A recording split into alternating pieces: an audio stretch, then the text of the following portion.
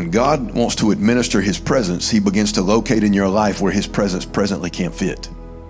Unless you're in present activity of some sin, then whatever was of your yesterday is under the blood.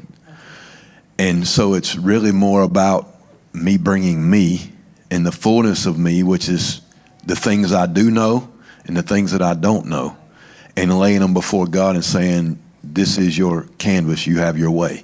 You reveal in me what I don't even have the ability to recognize within myself. And the things that maybe I am aware of, you begin to bring to a place of conviction and strength that I move to respond to you in obedience there.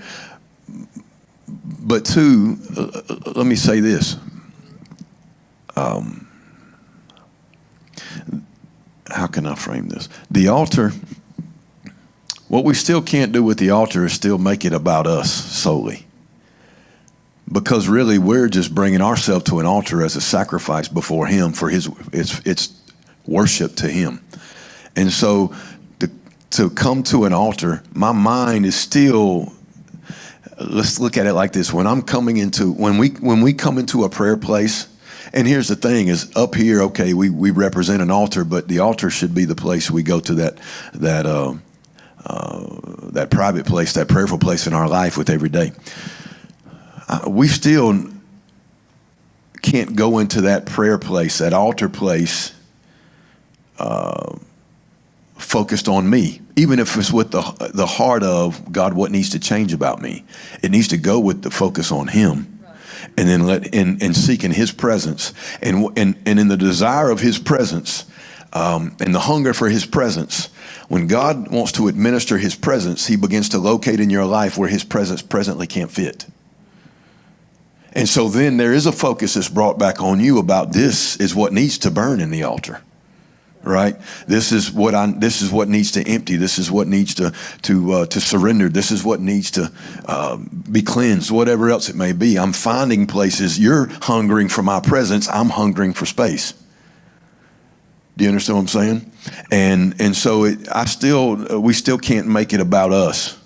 We must make it about him, and then let him turn and say, okay, give me you here. Give me you there. Does that make sense? What I don't want to happen and guard against is it becomes very ritualistic and religious, and okay, I'm just coming in and I'm confessing. Even if you spend your time confessing X, Y, and Z, when is he ever conversating? When's he ever having a conversation? You know? And so I don't want you to walk away feeling like I'm telling you you're doing something wrong. We just have to have our minds on him.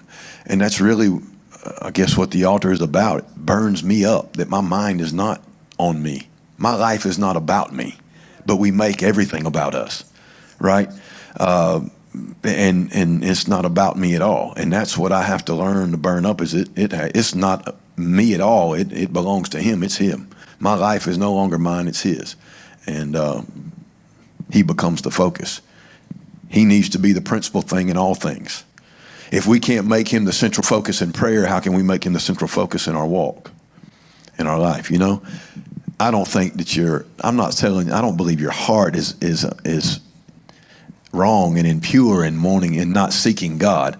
But I mean, I'm just kind of building an understanding with everybody that we have to really do away, and we've talked a lot about this in here, we have to do away with a lot of what we thought prayer was. I mean, we have to really, and so we're continuing to filter those things out of what we thought prayer was, to make it to what it is. So that's a good question. But but again, I will say this, and this is great for anybody. If it was yesterday, and when I say yesterday, I mean your yesterdays, and it has been put under the blood, and you didn't pull that thing back out from under the blood and continue to make it a part of your activity in your life, then it's been paid for and it's under the blood, right? There's no accusation that can be brought against it, and so let's leave it there. I mean, here's the thing: you will dig yourself into a trap trying to remember everything you did that was wrong. You don't even have the ability to recall everything that you've done because you've done things you didn't even know you did that were wrong. You know what I'm saying? So that's washed and paid for, unless you're presently involved in the sinful act of it, if that makes sense.